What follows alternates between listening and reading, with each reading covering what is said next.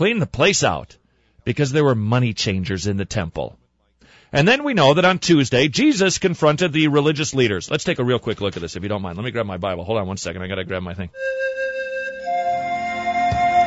Matthew, I know we have to take a break. I'll go quick. I'm just giving you options. No, I don't want to take a break. No. Because then people, during the commercial, and people can call. They can get their thoughts together and call, because I'm going to ask them a question. If you would come to rehearsal. I was busy outside at the barbecue in Your Honor for the 70-degree thing. Yeah, harness the power of coincidence there, too. Alrighty, Matthew 21:12 and 13. Jesus entered the temple again and began to drive out the merchants and their customers. He knocked over the tables of the money changers and the stalls of those selling doves. He said, "The scriptures declare, my temple will be called a place of prayer, but you have turned it into a den of thieves." All right, now, in Matthew 21:23, he says this. 21:23. He says, when Jesus returned to the temple and began teaching, the leading priests and other leaders came up to him. They demanded, "By whose authority did you drive out the merchants from the temple? Who gave you such authority?"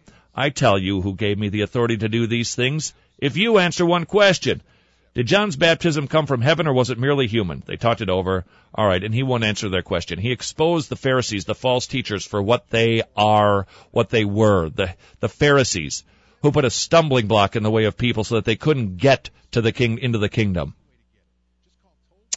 Got a question, and I would suggest to you that the little preamble that I gave about panentheism and pantheism is at least one hint. Here's the question du jour.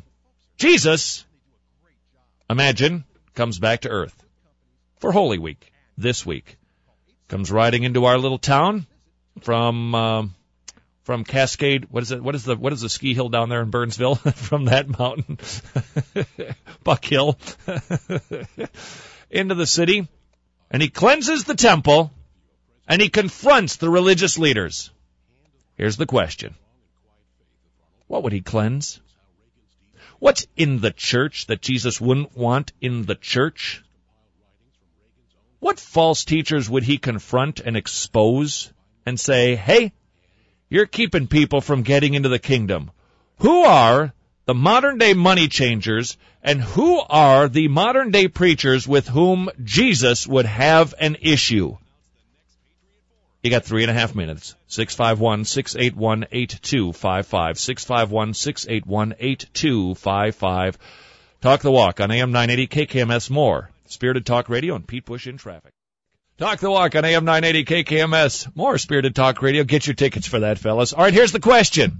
Jesus comes back. He's going to cleanse the temple. He's going to confront the religious leaders. Who's he going to confront?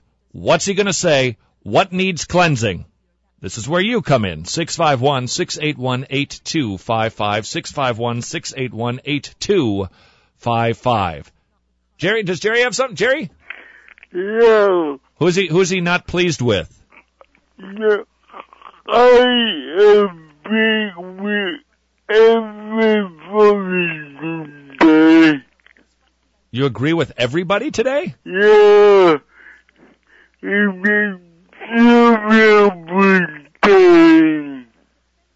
Do one more time.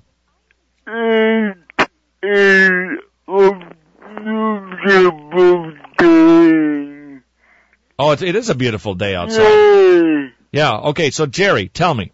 Jesus comes back. What do you think he might want to cleanse from the temple, or with whom do you think he might have an issue as a religious leader? Well, I don't know. And I just I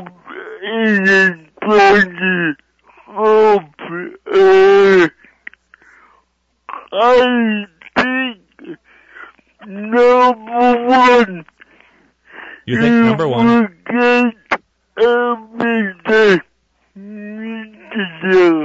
Okay, you think that number one. We get everything. The media. Yeah.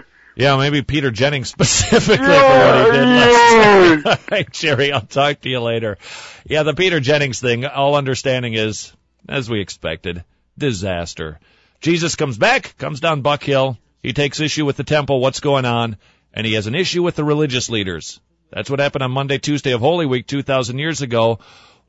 What would he want to cleanse today? Gail in Eden Prairie, hello. Hi there. Hello. I think that he would want to cleanse a lot of the man-fearing tactics of pastors. The man-fearing tactics? Yeah, I think a lot of pastors refuse to teach their people the Word of God just accurately, solidly. It's more like 3 points in a poem because they want to keep the crowd big and keep people happy. But I think people are starving for the Word of God to be built up in the local church. And people keep coming to our church who are looking for churches and saying that that's what they're doing. They're starving. They can't seem to find a church where they're getting solid preaching. Where do you go to church? It's called Redeemer Bible Church in Minnetonka. And they're teaching the Bible there? Yeah, it's my husband, actually. We just moved out here from New Jersey, and in New Jersey, it's cold. It's hard. You can't really get much preaching. There's not many solid churches, but out here, you have so many. It's like a Bible Belt, and we're just shocked at how many people profess, which is awesome, but how many people are left to starve. There's a ton of that going on, Gail. Hey, thank you very much for your phone call. Welcome to the Twin Cities. Oh, thanks. Yeah, I would like to use Gail's call as an encouragement to pastors. Pastor, if you think that the people sitting there are just, we're stupid. People, I'm telling you, people love it when you go deep. They like it. They like listening to expository sermons. They love hearing the Word. They love it being just rip out as much as you possibly can. The stuff that I was sharing with you earlier about Simon Maccabeus, learning this about from 164 BC and the history of the Maccabeans and some of the symbolism behind Jesus entering the city. How's about the fact that Josephus wrote that there were 200,000 sheep that were either brought in or in Jerusalem at the time, probably in the outer hills, maybe in the Mount of Olives, 200,000 sheep for sacrifice. And out of that crowd comes Jesus Christ into the city. Man, give it to us. Make us write in our Bibles. Don't think we're stupid. This 20-minute business, get them out of there. We got the next 20, get them. Go and never apologize. You got something to say, take your time and say it. We didn't show up to punch a clock, get some notch and go, okay, we're good to go with God for the week. We came to learn. And for those people who didn't come to learn, then they should come back when they are ready to learn. If they've got a problem with a 30, 40-minute sermon, boo-hoo. Okay? Then they need to go and either endure it or go get saved, fall in love with the Word, and come back. Okie dokie. 651-681-8255, 651-681-8255. Nobody's hit on yet one of the things that I think Jesus would love to cleanse from the temple, and I thought my clue in the little lecture about pantheism and panentheism would be one of the things that would springboard us into a conversation about something that is just starting to scream into churches, Protestant churches, even evangelical churches. What would Jesus cleanse? 651-681-8255. Talk the Walk, AM 980, KKMS More, Spirited Talk Radio. You are listening to Talk the Walk on AM 980, KKMS More, Spirited Talk Radio. The question du jour, which is the question of the day, is... I'm killing me. Dumb and Dumber. The question of the day is, if Jesus came back today, like he did in Holy Week when he entered into Jerusalem and cleansed the temple and confronted the religious leaders, what would he confront? What would he cleanse? 651-681-8255.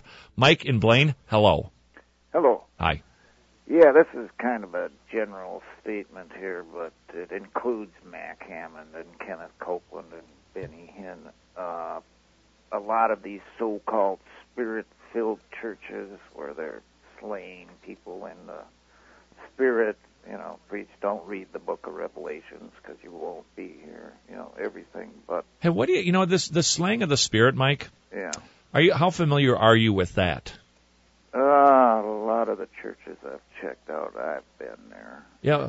Okay. There's obviously something spiritual going on. Yeah, there's something happening. I was watching Benny Hinn. I just caught a little bit of him last night. Yeah, he was blowing people over last night. Yeah. And they were falling down. Yeah, the sense I get from there. All right. Hair on the back of my neck stands up. Yeah, it's a little, Mike, thank you for your call. It's a little, I'll tell you, Benny, and just so cavalier and casual about it. By the way, reading some stuff about Benny Hinn, oh boy. Dude, he's got to get saved. That guy's got to get saved. Ay.